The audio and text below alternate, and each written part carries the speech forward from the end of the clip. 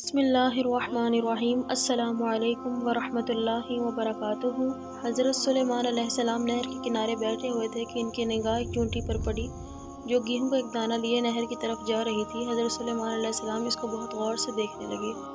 جب چونٹی پانی کے قریب پہنچی تو اچانک ایک مینڈک نے اپنا سر پانی سے نکالا اور اپنا منہ کھولا تو یہ چونٹی اپنے دانے کے ساتھ اس کے منہ میں چلی گئی۔ مینڈک پانی میں داخل ہو گیا اور پانی ہی میں بہت دیر تک رہا۔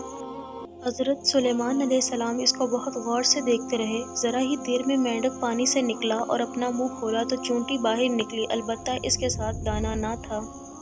حضرت سلیمان علیہ السلام نے اس کو بلا کر معلوم کیا کہ ماجرا کیا ہے، وہ کہاں گئی تھی۔ اس نے بتایا کہ اے اللہ کے نبی، آپ جو نہر کی تہہ میں ایک بڑا کھوکھلا پتھر دیکھ رہے ہیں، اس کے اندر بہت سے اندھے کیڑے مکوڑے ہیں۔ اللہ تبارک تعالیٰ نے ان کو وہاں پر پیدا کیا ہے، وہ وہاں سے روزی تلاش کرنے کے لیے نہیں نکل سکتے۔ اللہ تعالیٰ نے مجھے ان کی روزی کا وکیل بنایا ہے، میں ان کی روزی کو اٹھا کر لے جاتی ہوں، اور اللہ نے اس مینڈک کو میرے لیے مسخر کیا ہے تاکہ وہ مجھے لے کر جائے۔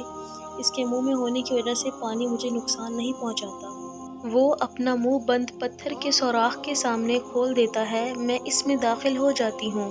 جب میں اس کی روزی اس تک پہنچا کر پتھر کے سوراخ سے اس کے منہ تک آتی ہوں تو مینڈک مجھے منہ سے باہر نکال دیتا ہے۔